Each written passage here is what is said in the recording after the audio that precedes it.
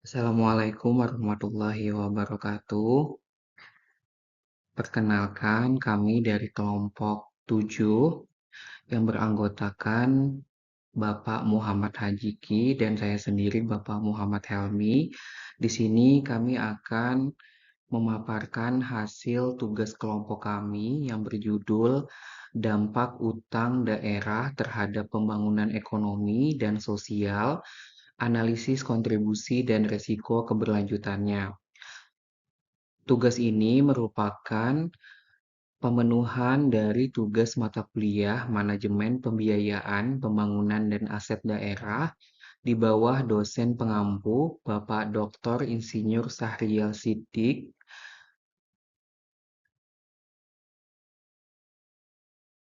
Adapun yang melatar belakangi kenapa kami melakukan analisa, yaitu bahwasanya utang daerah di Indonesia merupakan instrumen keuangan yang digunakan oleh pemerintah daerah untuk membiayai pembangunan di luar sumber pendapatan asli daerah atau PAD, seperti pajak dan retribusi, serta transfer dari pemerintah pusat termasuk dana alokasi umum dan dana bagi hasil. Dalam kerangka Undang-Undang Nomor 33 Tahun 2004 tentang Perimbangan Keuangan antara pemerintah pusat dan daerah, utang daerah diatur untuk mendukung pembangunan infrastruktur dan layanan publik guna mendorong pertumbuhan ekonomi dan kesejahteraan sosial.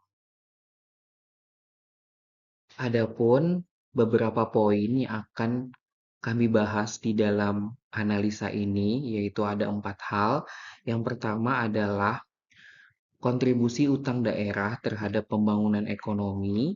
Yang kedua, kontribusi utang daerah terhadap pembangunan sosial. Yang ketiga, resiko keberlanjutan utang daerah.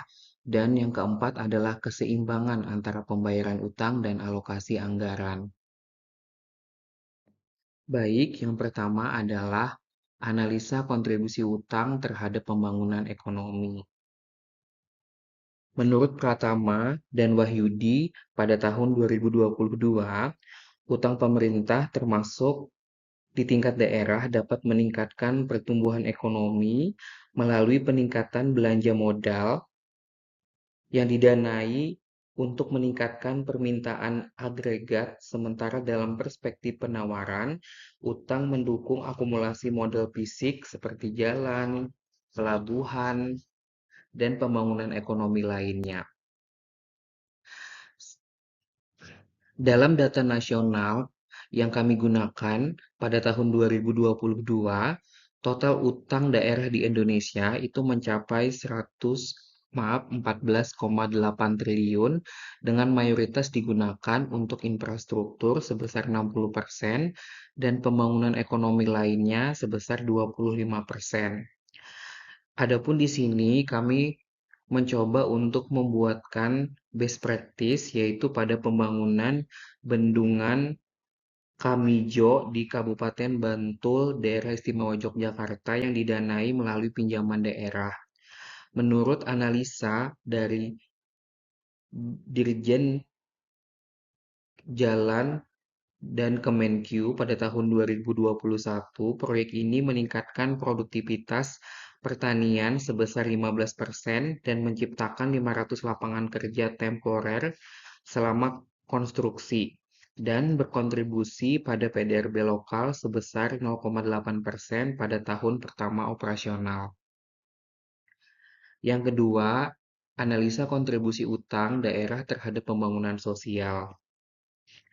Menurut penelitian Sari 2012 dalam studinya, menyatakan bahwa utang yang dialokasikan untuk pembangunan sosial seperti pembangunan sekolah atau puskesmas dapat meningkatkan indeks pembangunan manusia dengan memperbaiki indikator pendidikan dan kesehatan. Dari data nasional, yaitu data Kementerian Keuangan tahun 2021, mencatat bahwa sekitar 15% utang daerah pada 2020 digunakan untuk proyek sosial seperti pembangunan fasilitas kesehatan di masa pandemi COVID-19 yang meningkatkan akses layanan kesehatan di daerah tertinggal.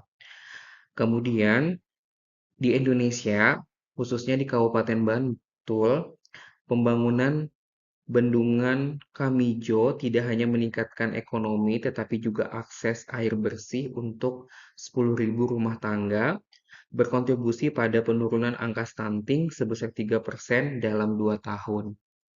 Kemudian, penjelasan dan hasil analisa pada poin selanjutnya akan dijelaskan oleh Bapak Muhammad Hadiki. Kepada beliau dipersilakan. Terima kasih. Baik, akan saya lanjutkan lagi. Risiko keberlanjutan utang daerah.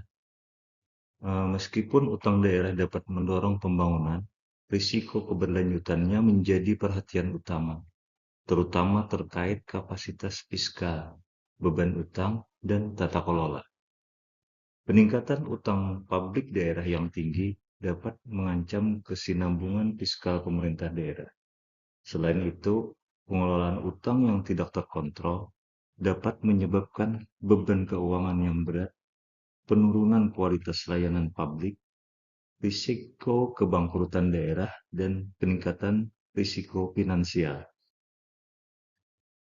Badan Kebijakan Fiskal pada tahun 2023 menekankan bahwa utang daerah yang berkelanjutan bergantung pada kemampuan menghasilkan pendapatan baru dari proyek yang didanai. Jika utang hanya menghasilkan aset non-revenue generating atau aset berwujud, misalnya gedung kantor, risiko defaultnya meningkat. Di Kabupaten Balangan, ketergantungan pada tambang yang fluktuatif menambah risiko ini, karena pendapatan daerah bisa menurun jika harga batu bara jatuh. Selanjutnya, keseimbangan antara pembayaran utang dengan alokasi anggaran adalah salah satu isu penting dalam pengelolaan keuangan daerah. Pemerintah harus memastikan bahwa kewajiban pembayaran utang, baik pokok maupun bunga, tidak mengorbankan kebutuhan dasar pembangunan dan pelayanan publik. Pembayaran utang merupakan kewajiban hukum dan moral untuk menjaga reputasi kreditnya. Kegagalan membayar utang dapat menyebabkan, yang pertama, penurunan peringkat kredit, kemudian kenaikan bunga pinjaman di masa depan, dan terakhir ketidakpercayaan investor. Namun pembayaran utang yang terlalu besar bisa menyedot dana publik yang seharusnya digunakan untuk sektor prioritas. Jika terlalu banyak anggaran terserap untuk membayar utang, sektor-sektor strategis bisa terdampak, memperlambat pertumbuhan dan kesejahteraan rakyat. Prinsip dasar fiskal yang berkelanjutan adalah bahwa daerah harus menjaga keseimbangan fiskal agar tidak terjebak dalam lingkaran utang sambil tetap mengalokasikan anggaran yang memadai untuk pembangunan ekonomi dan kesejahteraan sosial. Ada beberapa strategi manajemen utang daerah yang berkelanjutan. Yang pertama, evaluasi kebutuhan utang secara cermat, di mana evaluasi kebutuhan utang secara cermat adalah langkah awal yang sangat penting dalam strategi manajemen utang daerah yang berkelanjutan. Tujuannya untuk memastikan bahwa utang yang diambil benar-benar diperlukan, sesuai prioritas pembangunan, dan dapat dikembalikan tanpa membebani keuangan daerah. Kemudian yang kedua, diversifikasi sumber pembiayaan. Diversifikasi sumber pembiayaan adalah strategi penting dalam manajemen utang daerah yang bertujuan untuk mengurangi ketergantungan pada satu jenis atau sumber pendanaan. Dengan diversifikasi, pemerintah daerah dapat meningkatkan fleksibilitas fiskal, memperkecil risiko gagal bayar, dan mendapatkan pembiayaan dengan syarat terbaik. Kemudian yang ketiga, pengendalian utang melalui regulasi. Pengendalian utang melalui regulasi adalah kunci untuk menjaga agar utang daerah tetap dalam batas yang aman efisien, dan sesuai dengan kemampuan fiskal daerah. Regulasi memberikan kerangka hukum dan batasan yang harus dipatuhi oleh pemerintah daerah saat merencanakan, mengakses, dan mengelola utang. Yang keempat, perencanaan anggaran yang realistis. Perencanaan anggaran yang realistis adalah fondasi utama dari pengelolaan keuangan daerah yang sehat dan berkelanjutan, termasuk dalam konteks manajemen utang. Anggaran yang disusun secara realistis mencerminkan kondisi keuangan aktual daerah dan meminimalkan risiko defisit atau ketergantungan pada utang.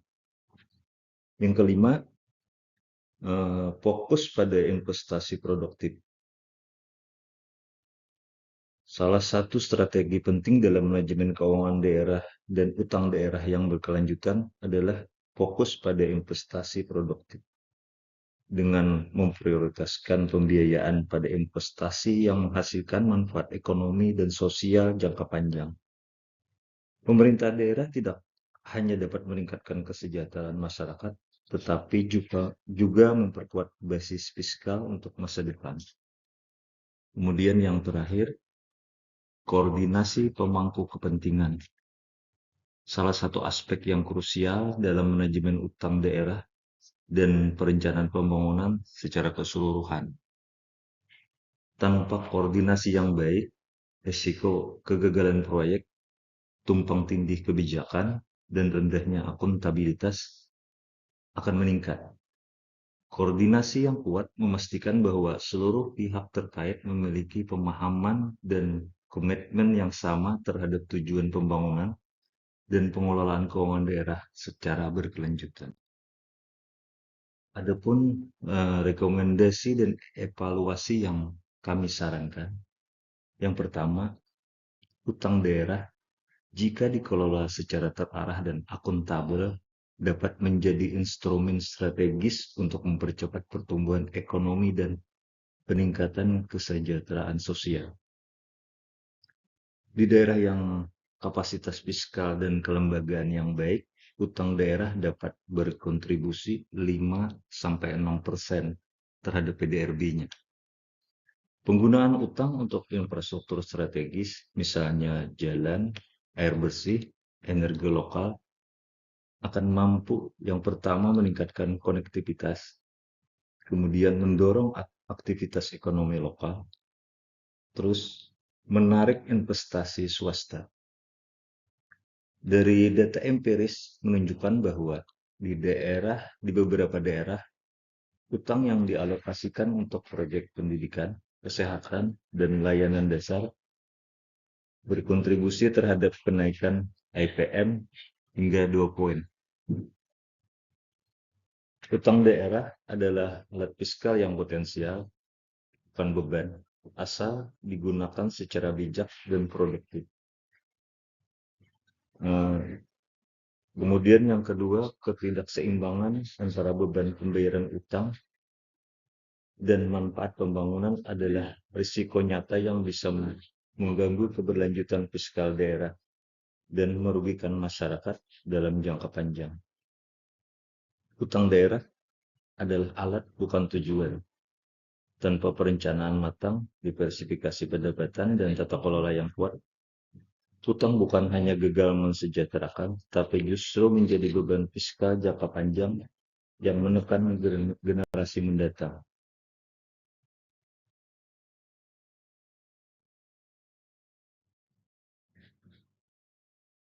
Referensi yang kami ambil berasal dari berbagai sumber. Demikian isi presentasi kami kali ini. Semoga apa yang kami sampaikan dapat bermanfaat bagi kita semua. Jika ada kekurangan, mohon dimaafkan karena kesempurnaan sungguh hanya milik Allah Subhanahu wa taala saja. Wabillahi taufiq wal hidayah, waridha wal inayah. Wassalamualaikum warahmatullahi wabarakatuh.